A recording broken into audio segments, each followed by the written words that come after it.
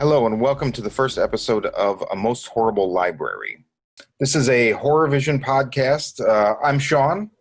I'm Chris. And you will no doubt know our voices from both the Horror Vision podcast and Drinking with Comics, which has been on something of a hiatus during the pandemic. Really what Chris and I really wanted to do was find a place where we could kind of carve out a niche to talk specifically about fiction, graphic fiction podcasts, all the more literary elements of horror and the horror adjacent genres, and the works that kind of permeate our lives on a daily basis, past, present, and future from that. So, and that's this. This is Most Horrible Library. So, Chris. Yes, sir. How the hell are you? I'm doing all right. So far, 2021 is shaping up to be much better than 2020. I know we're only 2 days into it, but it has been a great 2 days. Right. I mean, I do feel like there was a couple stretches during 2020 where it was like 2 days was not even possible to have, to make that stretch. Like, oh, okay, it's been a good 2 days. But hey, we all survived 2020. So, looking forward to 2021 and looking forward to seeing what it puts out. Yeah, and I think there's going to be a plethora. And I feel like last year, as bad as it was in every other regard, as far as any form of art that I consume on a regular basis, being music, movies, literature, comic books, it was just a deluge of fantastic stuff. Maybe it was just because I had more time to really wade into those deep waters since, I've had pretty much 4 social interactions on a very limited basis since like March. So, right. But yeah, so, let's talk about like why we do this. So, obviously people will know from Drinking with Comics first and foremost that like we've both been into comics like our whole lives pretty much, right? Mm-hmm. And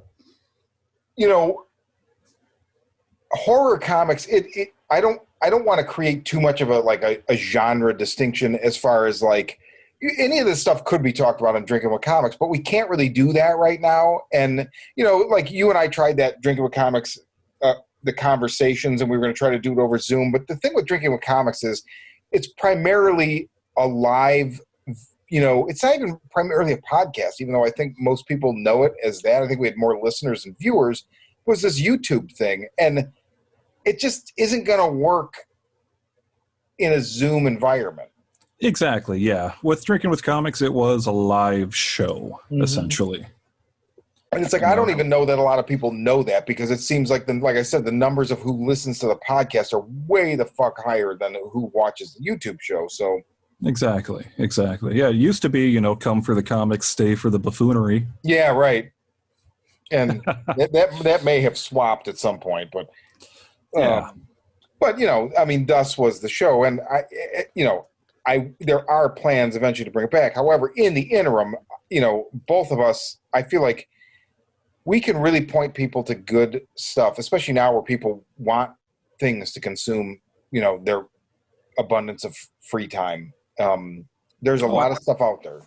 Oh, absolutely. There's a lot of really good books that are coming out. There's a lot of good books that are currently out, and there's a lot of really good books that have been out for a while.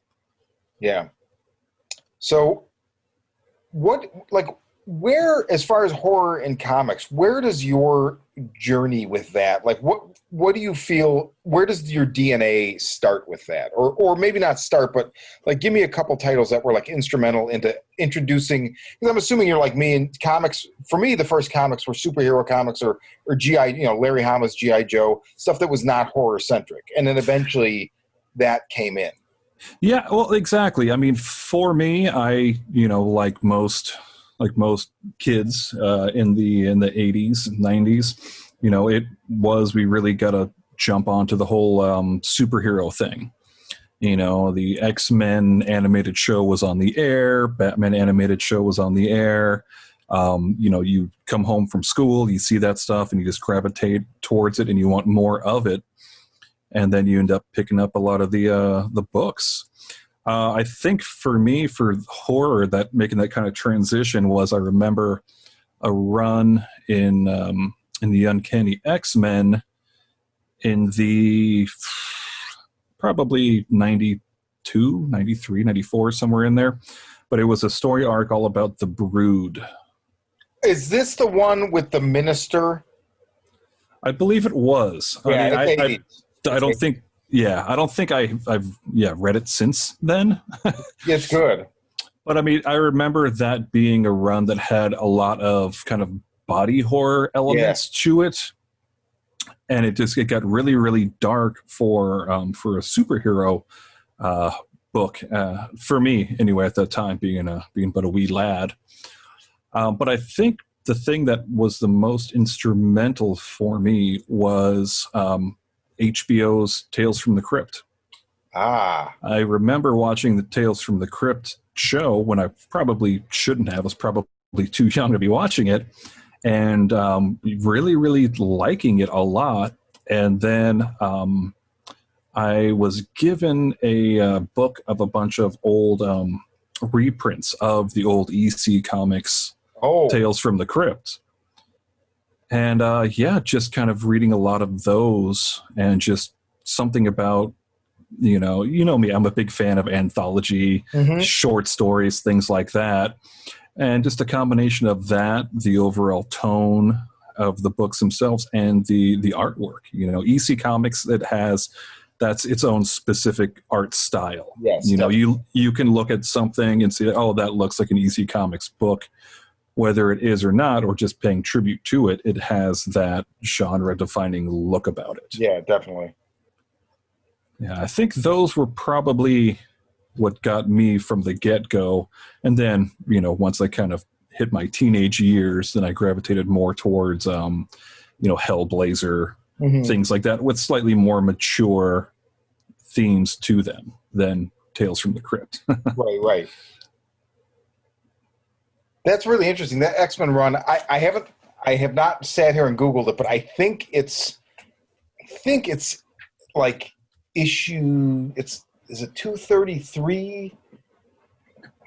Maybe it's around there. That might not be right, but yeah, it was, man, that was, I didn't expect you to pull that one, and that was huge for me too. I feel like, and the funny thing is, the Brood, at that time, I didn't make the connection. Later I made the connection, like, when they introduced the Brood, because, you can see comics mirroring what's popular in other areas of pop culture, and it's clearly aliens. It's like their way to introduce an aliens, like... Oh, absolutely, yeah, Xenomorphs. That's X-Men Xenomorph, which is funny because Xenomorph starts with a goddamn X. Yeah, right. Absolutely. But yeah, the body horror, because it was like they were implanting the eggs in regular people. I remember there was like a thing where like they grabbed the one, he's like, this guy's walking home with his groceries, he's like a bus driver or something, and it's like Wolverine and maybe Colossus grab him and drag him in, and he doesn't know that he's tainted, or at least he's playing like he doesn't, and then you start to see parts of his body change. Oh man, yeah, that was definitely one of the more like the darker. And then so for me, my kind of bridge from superhero stuff into the horror would definitely be also in the same year, probably. Claremont and Silvestri did an Uncanny X-Men. They went from doing that, very shortly after that they did Inferno, which I mean, I'll never forget the reading that, and like it started with these demons who needed to get, I think it's 13 babies, and they were going to sacrifice them.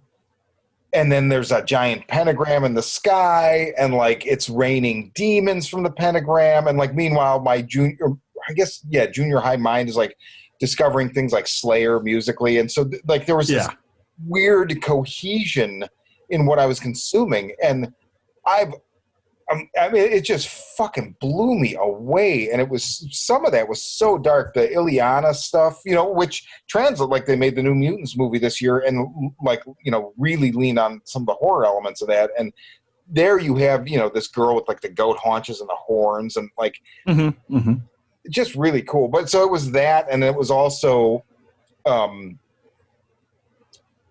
couple years after that. This I think would be 90 or 91.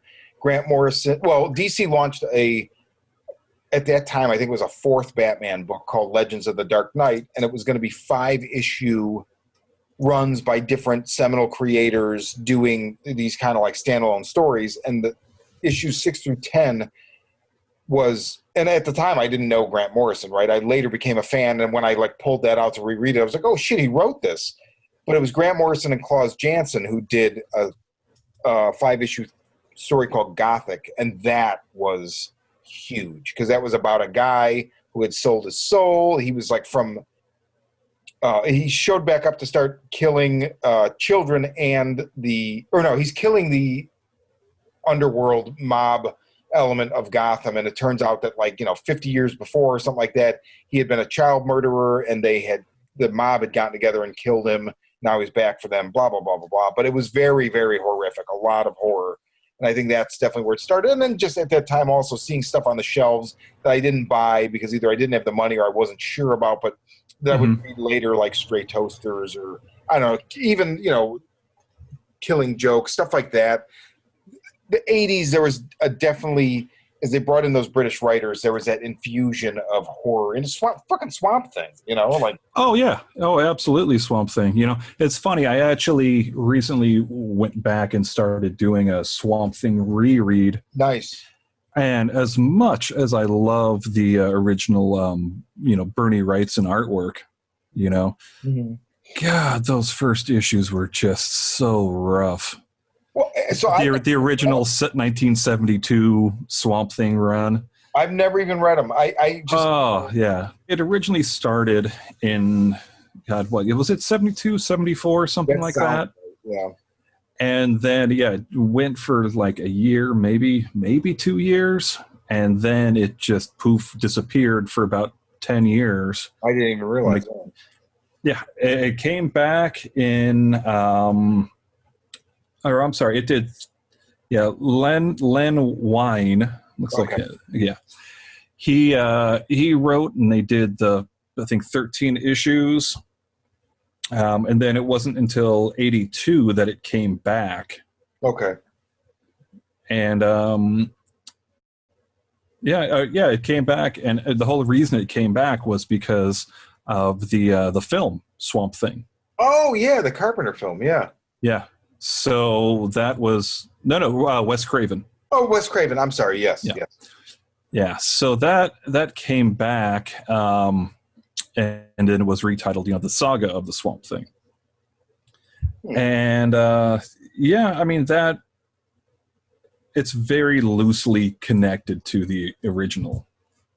You know, they basically, within the first issue of that, in the first page, they do a really fast, you know, origin of, and then it's like they just ignore everything else that happened. Right. And then I think that was about 24 issues. I'm trying to remember who the original writer was. Martin Pasco. Okay. I think that's what it was. And then eventually then it moved over to Alan Moore. And then that's where we get the seminal, like, oh my God, you know, these comic books can actually be, you know, something more. It can be a work of art, essentially. But yes, Swamp Thing, that was definitely one for me. You know, being a kid, I I loved the Swamp Thing movies. Specifically, I love the campiness of the Return of Swamp Thing. Okay. The one from the mid '80s. There, the one that was I think Heather Locklear was in it and stuff. God. Yeah, that was a lot campier. Really leaned into that. But I've yet to switch over to when Brian K. Vaughan took over. So we should probably get to those. Yeah, the third volume, I think in 2001. Okay. Brian K. Vaughan took over. But yeah, there's just so much mythos in that whole Swamp Thing. Yeah. Yeah, you need some time. Yeah, you definitely need some time. Definitely. Yeah. I've been meaning to reread that Moore run for a while. I'm doing that. So what looking back on these stories that kind of transitioned us and I guess we're both Preacher fans, and that was another one. It wasn't a horror book, but there's plenty of horror elements, and there's a horror aesthetic for sure. Oh, absolutely.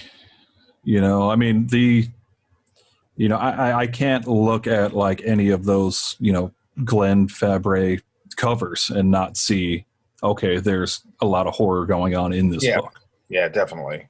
It has a lot of heart. It has a lot of humor in there, but I think at its core there is a lot of horror in those books. Yeah, absolutely. I mean, and I feel like, as you said, so, and we talked about this before on Drinking with Comics, where it's comics kind of, we read comics at a great time because I feel like they kind of matured with us. So we never had to, I never reached a point where I was like, this doesn't feel like it's for me, but also because I started to gravitate towards things like Vertigo, right? Same as you. And Vertigo very much, I feel like, sealed the deal with me in that kind of more horror aesthetic with comics. Because even the stuff I pick up today, most of it is, like, pretty much none of it is superhero stuff. And most of it's not necessarily always horror. There's like, crime stuff or just suspense or whatever you want to say. Yeah, thrillers, but it all kind of goes back to that Vertigo stuff, taking me by the hand when I realized I hated all the stuff that I grew up reading now. Like, I didn't hate the stuff I had read, but I hated where those books were currently. They were no longer for me, X-Men and whatever else. So it led me into that kind of Vertigo-ness. And then after that faded, we have companies like Vault and Aftershock and Boom and just and Image, obviously, but there's a lot of companies that do these great books, and a lot of them skew towards horror. And yeah, it just becomes where it's like that's most of what I read because that's the stuff.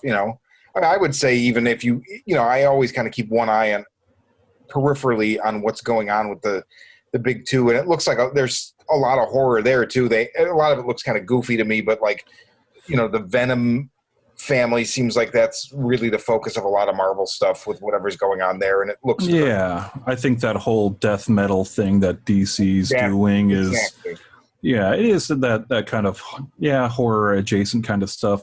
But with the big two, with Marvel, with DC, their main focus is essentially family friendly books. Some of them they do try to push it as far as they can go, teetering from that PG into that PG-13. But I know for myself, that Vertigo, DC's Black Label, Boom, Aftershock, a lot of these books, that are for mature audiences, that's what I gravitate towards more so because, just the dialogue feels more realistic. I'm never going to see, or see anybody in a situation where there's a monster or a killer and the character's like, gee golly, gee whiz, we got to get out of here quick, It's like, well, what the fuck is that? I want to see the book where it's just like, holy shit, what the fuck, run. Yeah, right. Because that is exactly what anybody would say. Exactly. you know, so it kind of, it helps to keep you in the immersion of the story that you're reading. Absolutely. So what are you reading currently that you feel like people should know about and that is kind of in this vein? Let me see. Currently is a brand new book that just came out. Oh gosh, when it just came out not even a month ago, from Image, and that is Homesick Pilots. Now, I know that this is one that you've also read, Shawn. So this is, let's see, Dan Waters and Casper Wingard. Mm-hmm. Looks like they're the ones behind it. And it's from Image Comics. And I'll just go ahead and just read the little blurb about it. So it's in the summer of 1994, a haunted house walks across California. Inside is Amy, lead singer of a high school punk rock band who's been missing for weeks. How did she get there, and what do these ghosts want? And I read this first issue. I think next issue comes out in about 2 weeks. It had me hooked at just the overall premise of it. Myself, you know, growing up, you know, here in the South Bay of Los Angeles, you know, my hometown was the hometown that spawned the seminal punk bands, you know, Mm-hmm. Black Flag, Circle Jerks, Descendants, Pennywise, all came from this area. So growing up, I really gravitated towards punk rock music. So what I really like is that this takes place in the summer of 1994. I mean, 1994, I was 13, somewhere around there. So this is, you know, just right in the vein of just that nostalgia for me. And just the fact that this first issue starts off with these two rival punk bands kind of trying to out punk rock one another, you know, about, you know, like, oh, well, you know, here's this punk band, we're going to have this show in an abandoned bowling alley, you know, what's more punk than that? And then the rival, you know, well, you know what, we'll do a show in this supposedly haunted house. Yeah. And that's kind of where it really takes off, you know, that without giving away too many spoilers, the house has kind of this shining kind of vibe to it, you know, where the house, you know, almost kind of lives and breathes. I mean, what are some of your takeaways on this, Shawn? I know you've read this one as well. I didn't know anything about this book. I grabbed it just based on absolutely nothing other than I just saw it and just grabbed it. And yeah, it's the same thing. Like I start reading it, I'm like, oh, like the first page, you see, you know, this house, like the top of it kind of exploding with this like pinkish light. And it says, you know, July 18th, 1994. And that right there, I was like, oh, so this is like that era. Okay, that's cool. Yeah. And then I'm looking at this, I'm like, what is this? All of a sudden the house looks like a robot or something. And it's like walking. Like, yeah, it has legs. What in the fuck is happening? And then there's this chick inside that's like, it almost in a way that almost looks like one of those like anime Pacific Rim kind of things where it looks like she's piloting it maybe. And I'm like, wait, what the fuck?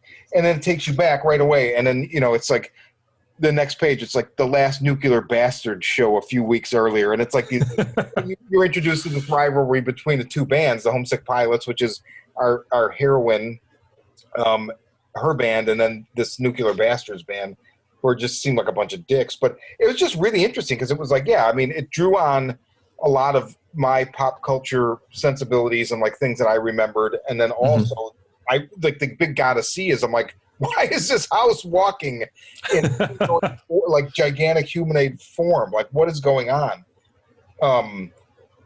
I just really liked it. The aesthetic is definitely There's I get definite Vertigo vibes, but also like I don't know, it's just really unique looking right now. I feel like I just really liked it. I don't know, I really really liked it a lot. Yeah, the artwork is fantastic. I really I'm not sure who the colorist. I don't know who that is, but they need to get a raise because I think it might just be Wingard, because it says Dan Waters writer, Casper Wingard artist, and then the only other credits are letterer, designer, production design, marketing. So I think that he colors too. Well, then he should definitely get a bigger piece of that pie because just flipping into it, it's stunning. As soon as I opened up the book, I was like, I knew I was in for a treat. Yeah, exactly. Something about all those blues and pinks popping out against one another. It is. It's funny. The pink. It's like for a color that often does not it revolts me. Like if you use it the right way, it draws me in, and they're definitely using it the right way for sure. Oh, absolutely. Yeah, that's one that I've been enjoying immensely, and I'm really looking forward to issue number 2 when that drops. Same. In about a week or two here. What about you, Shawn? What have you been diving into?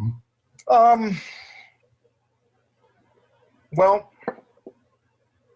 Miskatonic is one that we can both talk to as well. So that is, I believe that's Boom, right? That is that is Aftershock. Oh, that's Aftershock. My bad. And man, I liked the first issue. And the basic setup is, it's a female agent who is sent by the CIA to, and at this, what is it? It's like 20s, right? So it's like a fledgling CIA. Yes, that's correct. And no, it's FBI. I'm sorry, you're right. Because it does involve Hoover. Yes, I'm sorry, FBI, because CIA the OSS was the precursor to the CIA, and that was still in effect at that point. The CIA didn't exist. So yes, it's she's sent to investigate these radical bombings, and it just puts her right in the heart of everything from the Lovecraft mythos, right? Like the fish people, Dagon, the Miskatonic University, the Necronomicon, it's all there, but it's kind of done in a different. It's weird. It's like they partner with an ex-agent, and there's almost this idea that the powers that be are more interested in communism than they are than this idea of the occult. Whatever this these Lovecraftian secret societies, and so I don't know. It's a really interesting way of kind of integrating more historical aspects from Lovecraft, the author's time, in with his own fiction. Yeah, exactly. And one thing that is kind of cool, for all the different Lovecraft fans out there, is that so the female FBI agent, I believe her name is Agent Keller. Yes, I want to say it's Miranda Keller, I believe, right? Miranda Keller. Yeah. Miranda Keller. Now, so that agent or ex-police, Tom Malone, who she partners up with, was a character in Lovecraft's Horror at Red Hook. Oh, that's right. And in fact, they reference the Red Hook story at some point. He keeps referencing what he saw. Yeah, that's right. Yeah, so it really is a nice way to kind of bring that into the story that they're trying to tell here. And oh man, this is another one too where I saw the cover of issue 1, didn't know anything about it, and just right away I'm like, okay, I'm buying this. Yeah. Didn't even have to open the book. Just seeing that title Miskatonic with a squid on the O. you know, and you got this female FBI agent with a badge and bulletin board behind her, and you can start seeing some, you know, some symbols from the deep ones, Yeah, you know, and statues and things. I'm like, okay, you know, this is a comic for me, absolutely.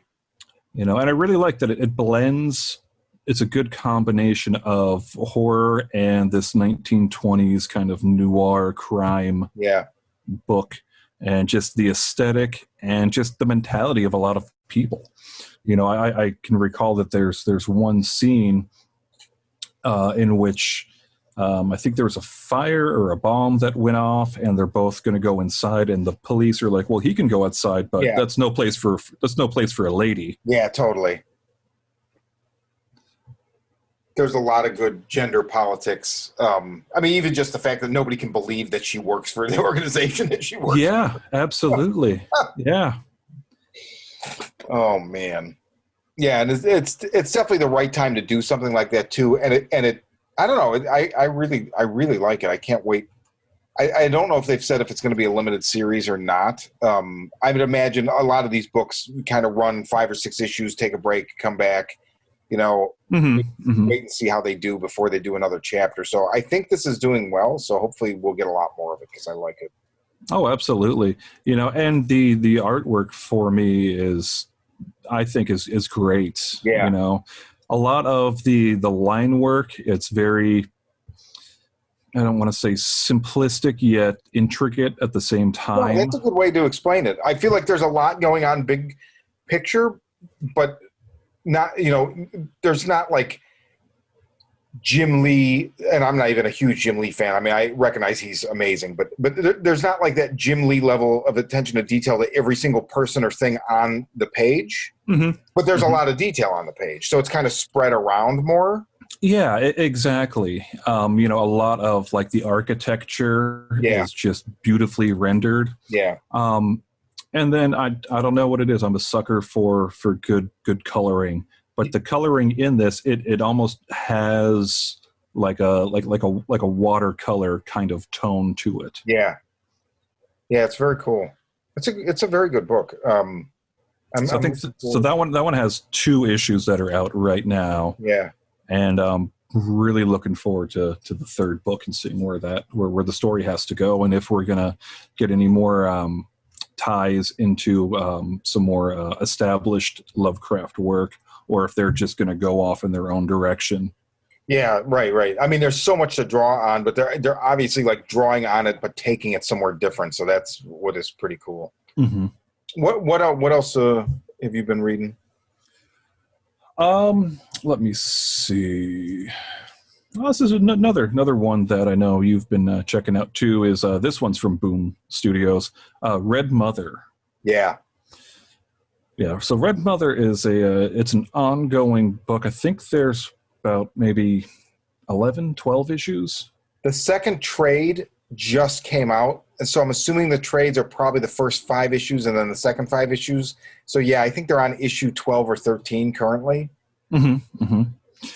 And so this one is by Jeremy Hahn and Danny Luckert, who I believe also did Beauty for Image. I believe that was their previous book. Okay. And this one, you know, it's funny. It has, again, an art style that's very reminiscent to Miskatonic that we were just talking about. You know, if I were to do a comic reading double feature, you know, I could pair these up quite nicely. Oh yeah, absolutely. Yeah. So to kind of give the rundown on this, so this is about a young woman who survives a tragedy only to be afflicted with sudden and unexplained visions of horror and is forced to deal with the terrible consequences. There's dark things just beyond this reality. There's horrors that we cannot see and things wanting to get in. After losing her eye and the man she loves during a brutal attack in an alley, Daisy McDonough is left trying to put the pieces of her life back together. Just when she thinks she can start the process of healing and moving on, she begins to see strange things through her new prosthetic eye. She can see the Red Mother, and the Red Mother can see her right back. This one, I get such a vibe of, there's like a definite Clive Barker vibe, but then also Yes. a Dario Argento vibe too. So it's a weird marrying of that, but also kind of like it feels like a comic. I mean, obviously it's a comic, but I mean, you know, the way that the story is unfolding it feels like it belongs in this medium for sure. Sometimes things feel a little bit more cinematic or whatever, and it's not taking away from it at all. There's also that like the lead character, for a living, she designs these like games, like physical tactile game, or no, actually no, she designed something that I took to be like that Portal video game. And it got somebody, and so she's got money, and she was going to work on something else, and then she starts getting these like puzzle boxes from somebody, and it's like, so you've got these two things run concurrent, where she's attacked, she recovers, she gets this prosthetic eye, and it's causing her to see this thing that nobody else sees, and then that seems to be drawing her into some kind of a confrontation, and then meanwhile she starts getting these puzzle boxes, and then it ends up coming from this. Like, what was he, like a wealthy...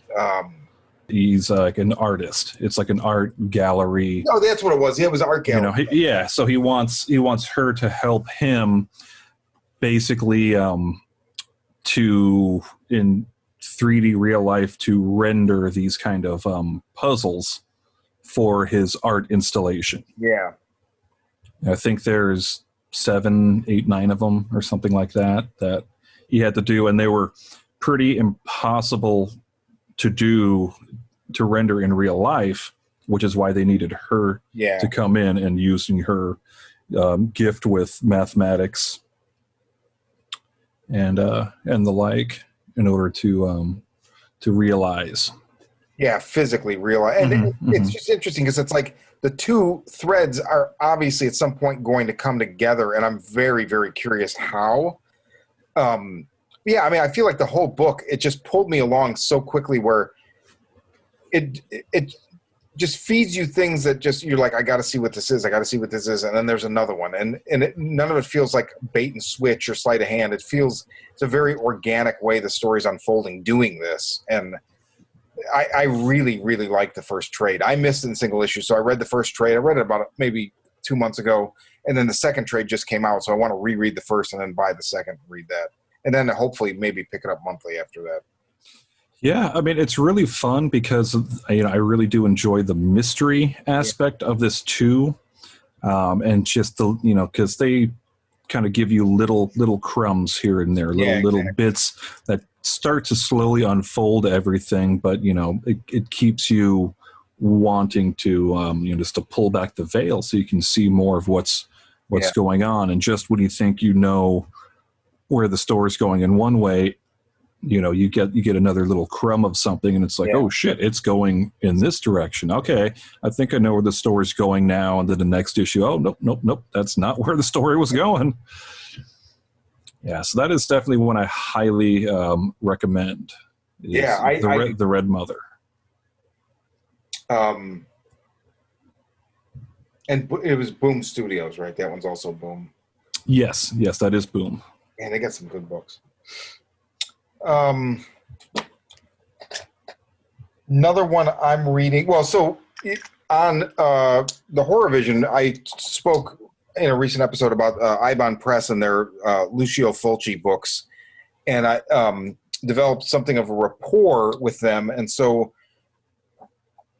I got some books, like reading copies, and also I ordered some stuff. So one of the things I ordered, as soon as I finished their Beyond comic, which I absolutely loved, and which basically adapted and really expanded on Lucio Fulci's The Beyond movie, I picked up their trade for their Gates of Hell series, which basically adapts and expands Fulci's City of the Undead. Mm-hmm. Or City of the Living Dead, sorry. And this too. So I think what's going to end up happening is the way I feel about it. So Fulci, for those that don't know, he did a lot of movies, but three, probably his most famous movies, all within like 2 years. They came out like, I think it's 80 and then 81 and 81. It's City of the Living Dead, The Beyond, and House by the Cemetery. And they all, this like Gates of Hell trilogy. They're all loosely connected in the movies. And so what Eibon Press has done, and Stephen Romano is the writer, they've really gone out of their way to kind of fill in a lot of the mythos and like make things connect better. And they've done a damn good job. And so where the Beyond flushed out the characters that were in that, Gates of Hell fleshes out City of the Living Dead, and it really needed it. I rewatched City of the Living Dead recently, and the movie, I like the movie. It's a fucking mess. Like, it's got that same nightmare logic. So there's the connective tissue is very thin between scenes. So that's kind of where they start with it, and they really go into this. You know, the movie basically, here's the plot: a priest hangs himself and opens a gate to hell, and then a psychic sees this and has to go to this town and try and close it. But I mean, I've even just explained it, I feel like, more than Fulci bothered to explain it in the movie. There's not really a lot of like connective tissue. It's really weird. Like, I don't know that at some point they actually say in the movie, oh, the gates of hell have opened because the priest hung himself in the cemetery. It's really weird. But so they really go into the backstory. What Stephen Romano does with the comic, he goes into the backstory of this priest and how there was another priest, a cardinal, in the time of the Crusades, who did a similar thing and you know, kind of aligned himself with evil and tried to open the gates of hell, and it didn't quite work. And so now this is like another attempt. It's a little bit unclear if this modern priest is supposed to be like a reincarnation of some kind. But it doesn't really matter. This is the kind of thing where, like, again, they're fleshing it out, but they're not destroying one of the charms, which is Fulci's nightmare logic, where things don't always have to connect 100% concretely. Mm-hmm. And so where Fulci sometimes, like, his balance of what connects and what doesn't need to sometimes is a little bit off in the wrong direction. I feel like they're tipping the scales back with these books from Eibon Press. And so I'm really enjoying it. I love the art of this book. It's Derek Rook. And I don't know. It just really does a great job of paying homage to, but also expanding these films. And I dig it. There's stuff you can't get at a comic shop, or at least not any of the ones I know of. They're, I believe, an Austin-based company, Eibon Press, and you just go to their website. You can order through that. And the one thing with these books, when I talk to people, they are a little bit more expensive. Like when they do the single issues, they take longer to come out, and they're typically probably like between, I think the low, they do different tiers for them. So the issue will have a slipcase, or it'll be signed, or it'll have signed cards with it, or it'll have a poster, or it'll have this, or it'll have that. One of the installments of The Beyond had the original soundtrack from that movie when it was, it's a long story, but it was not available as The Beyond in the States for a long time. It was edited and turned into Seven Gates of Hell, or Seven Doors of Death. So I forget. And it's not nearly as good. And also the music is not as good. It's not Fabio Frizzi who did most of the Fulci stuff. It's different artists, and it's really more like, it's just very simple. It's not outstanding, but at any rate, it's cool to have. And so they offered that with one of the issues.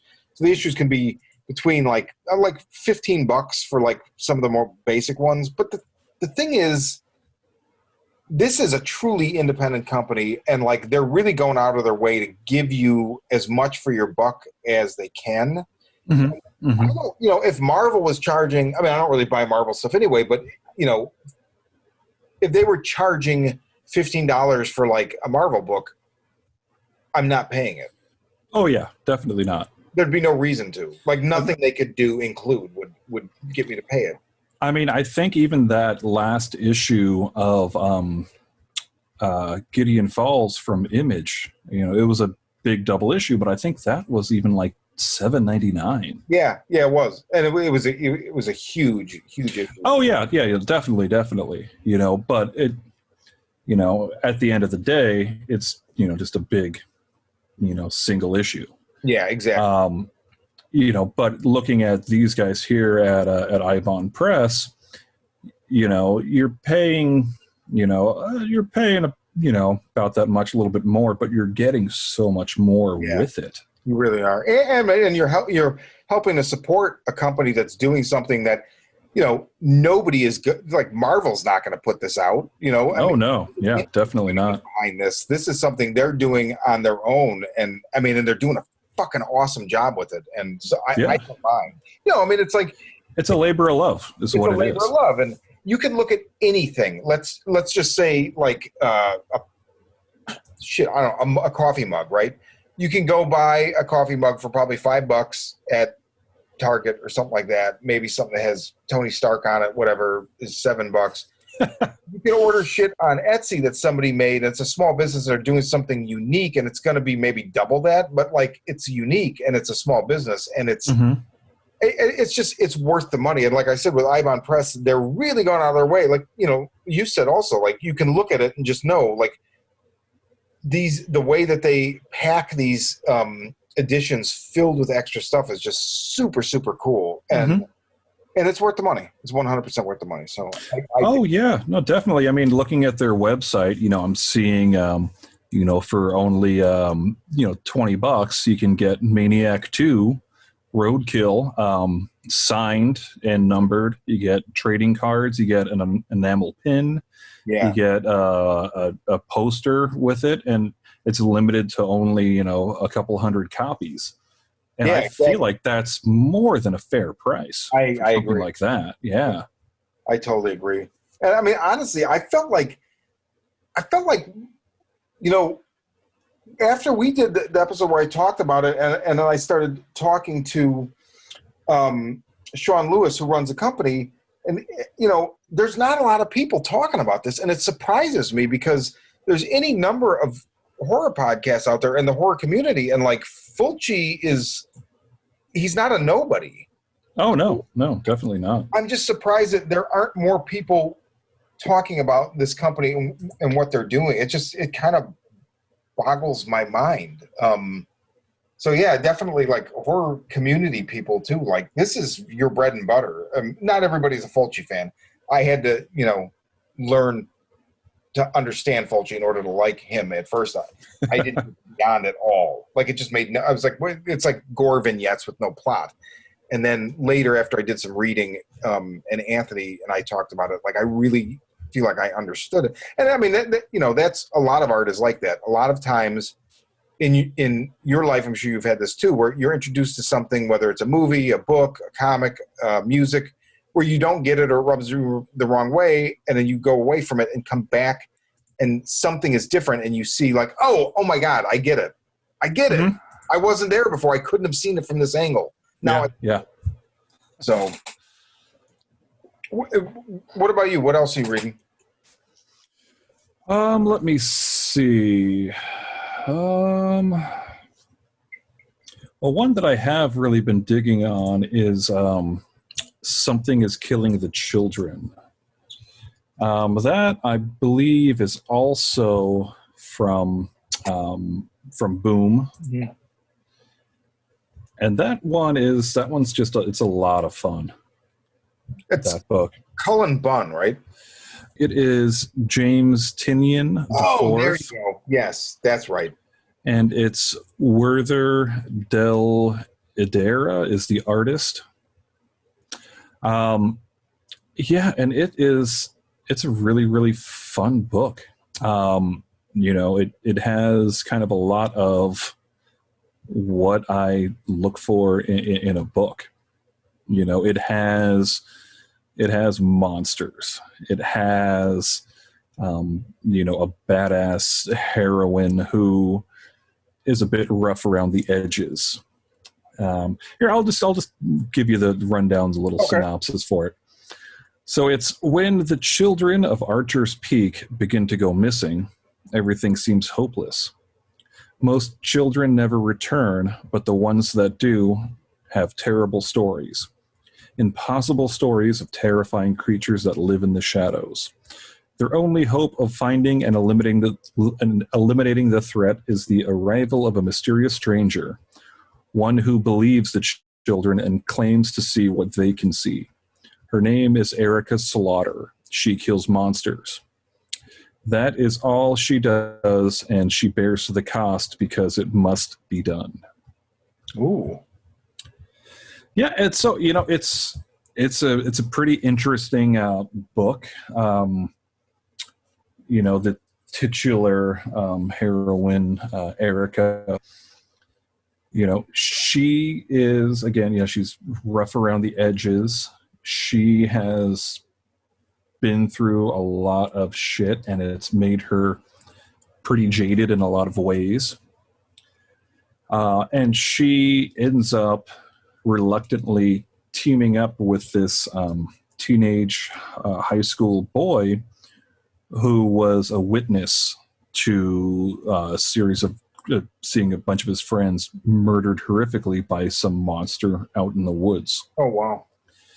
And he really wants to, he feels very responsible for what happened to his friends. So he wants to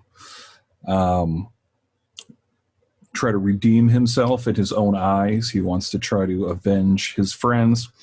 And he basically wants to be taken under this woman's wing because she actually believes him and knows what's going on. And she really wants to spare this kid from the life that she is currently in. Interesting. That's a good dynamic. Mm-hmm. Yeah, no, it definitely is. And as it kind of progresses, you start to learn that there is more to Erica than meets the eye. And you start to see that, she is not alone in the fight. Oh, against these monsters, because the monster in Archer's Peak, those aren't the only monsters that are out there. Right. So she just kind of travels town to town like Bill Bixby in The Incredible Hulk, and she goes around just trying to go into this town, kill whatever the monster is. Okay. Move on to the next town. Nice. So there's a broader world here too. That's cool as well, because then they can really, like, the story can evolve and not just be about the initial storyline. Exactly. Yeah, there's definitely room for it to expand. There are 11 issues in right now. Maybe no. Sorry, maybe 12, maybe 13. Okay, somewhere right around there. So far, the majority of it is just this first story arc in this, town of Archer's Peak. But there's definitely room for it to grow, for it to expand. And frankly, I'm really excited to see where it ends up going. Cool. It sounds great. I've been meaning to read it. It was another one like Red Mother where I missed out on it initially, and it was like the first, couple issues, and like it was one of those where it was like by the time I was looking at it, it was like they had issue 3, but not issue 1 or 2. I got White for trade, and I just kind of forgot about it. So yeah. Trades up. Tinian, he did a book. I didn't finish the book, but I spoke on it back. God, I guess this would be like 2014, maybe. He did a book also for Boom. This is really, I think, when Boom really came out of the gates, called The Woods. And I really liked that book. Yes. You read that? I read about the first 6 issues, I think. I stuck with it. I forget how long I went. I want to say like maybe up to issue like 14 or 15. And I kind of regret stopping. I don't remember exactly Well, I know why I stopped because I just with things that were going on in my life, I was trimming out expenses, and also the book started to kind of take this weird turn where it started to seem like it might end up being like some swords and sorcery, which is not really my thing. I don't think ultimately that's exactly what happened. But so at any rate, like one day I wouldn't mind going back. But point being, he's a good writer, and that launched him. I think after that, I started seeing his name on like, Batman books and stuff. I was like, oh, fuck, good for him. Oh yeah, no, he has a lot of stuff on his belt. He has another good, not a horror book. I would define it more as a kind of thriller type book on Image, The Department of Truth. Oh, that just started, right? That one just started on the tail end of September. I think they have about 3 issues out so far. And that one, I guess they can kind of consider it a horror thriller. That one, it's about a lot of conspiracy theories from JFK's assassination to Flat Earth to the reptilian shape-shifting overlords. Yeah. Wow. Yes. All things that I've currently seen articles that like very recently presuppose that they're real. So how very timely. Wow. Oh my God, that's crazy. Well, I'll definitely check that out. I notice a lot of times now, still in the interest of space, I'll read stuff on Kindle, and so I noticed that the first trade of Something is Killing the Children is currently $6.99, so I'll probably buy that on Kindle and read that. So all these books, like to the listeners, this is all stuff, you can get it on Kindle or whatever, Comixology, or you can go to your local comic shop and get it, and hopefully you have a local comic shop. I feel like we're spoiled. I split my money between 2, and I love them both dearly. And I know of a third. My third is in Chicago, so that's where I grew up, but it's far away. But so I think it's one of the businesses that is still thriving. Hopefully, I mean maybe not all of them, but definitely seems like from the ones I know of, they are. Mm-hmm. Mm-hmm. So, well, with that, do you have anything else you want to wrap it? Maybe. Yeah. Oh, I just wanted to say also too, all the books that we've just talked about in this episode, you can find the titles in the description for this podcast. Yeah. Make it a little easier for people to find and track down. And as always, we are active on Facebook and Instagram. There is a Horror Vision Facebook group. Yes. For other like-minded individuals. We are very accessible on there. So if anybody has any questions about any of these kind of books or wants to recommend some books to us, or just plain old, shoot the shit, we are on there. Yeah. So please come and join us. Join us. Soynaj. Yeah, definitely. And I'm always looking for recommendations. I know you are too. Like, I would love that. I'd love if you hear this and you like this, definitely find that Horror Vision discussion group, join it. There's a lot of like-minded people talking about stuff. And I'm getting so many ideas or recommendations on that. And it's great, So definitely find us there. We're active on Twitter, and like Chris said, Instagram. There will probably be some other, like we have a Twitch. I don't really know what the fuck to do with the Twitch. I want to figure out something. So also, if you have any recommendations for that. We're all ears. We're all ears, definitely. For A Most Horrible Library, I'm Shawn. And I'm Chris. And we are a Horror Vision podcast affiliate. And we just, keep reading, keep seeing scary stuff and doing, well, maybe don't do scary stuff. Only if it's fuck it. It's 2021. Do what you want. You survived this long. Yeah, I guess that's true. So well, until next time then, audience, good night.